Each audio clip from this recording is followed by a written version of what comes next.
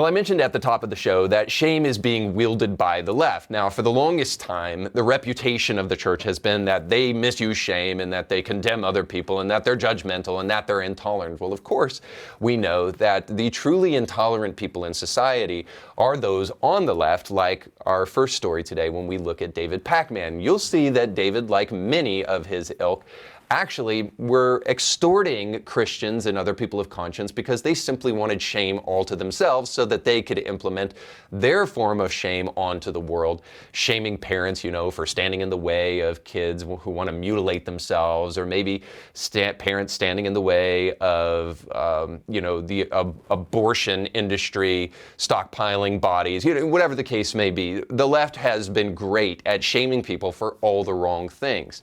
If there is a shameful person on the left, it is David Pakman, who by now should have been totally discredited, but virtue and ethics isn't something that the modern day left does real well.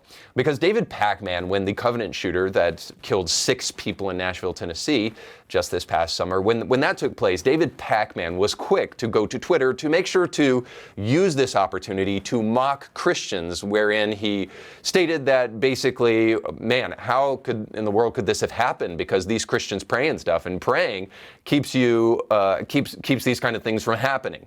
Well, of course, David Pakman doesn't know anything about God, therefore he doesn't know anything about prayer, and he doesn't know anything about human decency as a result of it, too. Now, David Pakman just recently had Dennis Prager on his show. I was surprised to see this team up, but I was glad for it because very often the left will never go upon the programs of people on the right, but it is the right who is willing to step off their moral high horse, as it were, to actually engage people on the left. And here Dennis Prager is making good on his reputation to consistently do that over and over and over again, to really be willing to speak with people who have differences of opinion. So Dennis Prager was on the show, and of course, David Pakman was his usual condescending and revolting self because he took the opportunity after the conversation where Dennis was absolutely cordial and absolutely kind to him to slander Dennis in this revolting way. Check it out. An institutional contract that was created by a government. To put you down for that is disgusting. He lies about half the stuff he says. He avoids answering your questions the same way you avoided answering what to pray to and what do you pray for. He's an awful person. Very good. I would expect nothing more. Nonetheless, I bring that to you just so that you can have a little bit of a reference for going into the conversation that Dennis Prager had with David Pakman. And in this conversation, you'll see that Pakman refuses to answer Dennis's questions on a regular basis and pretends that they are no big deal. Here he is being asked multiple times and then refusing to answer those questions.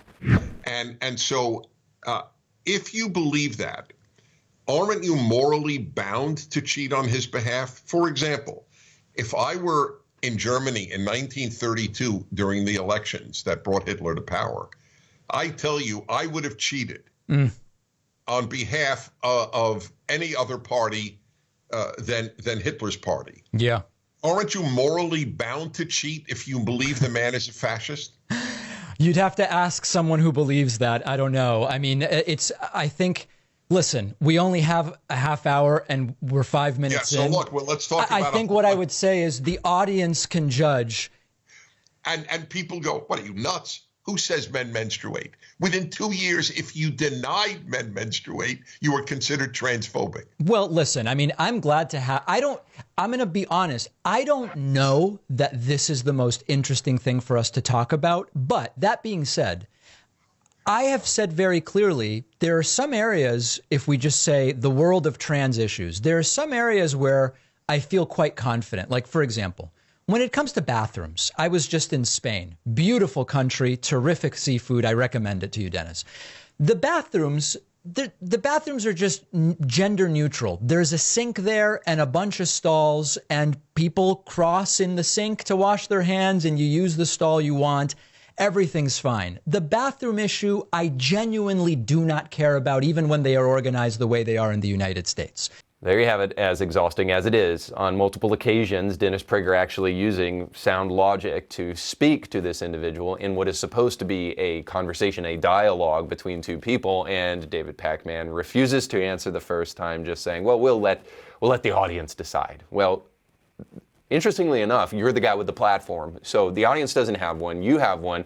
We want to hear what you have to say about it, but no such luck there, but we're probably better for it anyway. And then the second time, of course, talking about transgenderism with the real reality check there, and then talking about bathrooms, and him talking about going into bathrooms in Spain where apparently they're all just gender inclusive bathrooms, which is of course not true, and saying we went to our individual stalls, we did our business, and then went to the sink, washed our hands, and we left. Nobody said anything. It wasn't a big deal. So the reason I bring all of this up is not just to show you the condescension of the left and where it really lies. It's not with those on their moral high horse on the right. It is those squarely on the left who not only don't have great arguments, but also use condescension when they don't. Needless to say, the reason I bring this up is because if you are going to be a truth teller, if you're actually going to resist the advances of the left and the way in which they wish to constantly sideline truth, then you're going to have to know how to handle these kind of conversations where the people who are speaking are either so brainwashed that they don't know that they're lying, or that they are clearly using dishonest tactics on purpose to try to avoid things. So the tactic that I hear the most often is, why do you care? You know, this happened in the 90s with homosexual marriage. Why do you care about two consenting adults and what they do in the privacy of their own bedroom? And of course, we see every single Pride Month that the bedroom becomes parades walking down major cities in America with grown men whipping each other in the bare bottom so that the kiddies can enjoy it all. So there's always these kind of misleading emotional arguments to try to push away the conversation. And one of those is, why is it such a big deal? Why do you care what a transgender person does? Why do you care about this subject so much? It doesn't impact you. Well, actually, it does. So there's a couple reasons why, whenever anybody says, why is it such a big deal? Why do you even talk about it? Why are you bringing this to light? Here's how you can respond, at least in terms of this trans issue, and then hopefully by extension other issues. The first thing that you should do is make sure to tell people that it is a big deal because you want it to be a big deal. Until we start paying attention, and then you say, why is it such a big deal? Of course, I had this conversation with somebody about an episode of mine that got a lot of views. I'd encourage you to go check it out, about the Crusades. And they said, why are you bringing up these facts about the Crusades? Of course, they couldn't refute the facts, so they just said, why are you bringing up these facts? In other words, accusing me of cherry picking. And the reason I'm bringing those facts up is because very often the conversation about the Crusades is used as a way to try to slander Christians, but both sides of the story isn't told here about the ways in which Muslims were vile in the Crusades, as well as Christians. We're left to believe that it was all just Christians' faults and they were the vile ones. And all of that to say this, that ultimately the whole why is this such a big deal is nothing more than an attempt to try to obscure and to try to push away and to not deal with the facts that have been levied here. And the people who really want us to care are the ones who, like in the Crusades debate, are the ones who are constantly talking about how bad Christians are, but never telling the other side of the story. So the reason we care is because you care so much about one side of the story, forcing us to tell the other side of the story. So it's a big deal because you spend every single Pride Month, and have extended it to be now year-long celebrations, it seems, of pride, that you push down the face of everyone. You demand that we say your pronouns. You demand that we respect your bathroom usage. You demand that we cover our eyes and not acknowledge the fact that men should never be participating in women's sports. It is a big deal because you are demanding the highest level of insanity among a people that has probably ever existed in the history of the world. You're demanding that we go along with your farce, and we won't. We won't. You've overplayed your hand, and we're not going to do it anymore. So it's a big deal because you want it to be a big deal. But let me also tell you why it's a big deal. It's a big deal because we care about kids. You know, it's one thing, and probably, I'll be really honest, that I wouldn't even be talking about it on my show in the way that I do. If this was just adults having transgender surgeries, it wouldn't be as big a deal. Now, I am still totally against it. I think that doctors should have malpractice suits filed against them whenever they do this experimental surgery on people who are suffering mentally with gender body dysmorphia and gender dysphoria.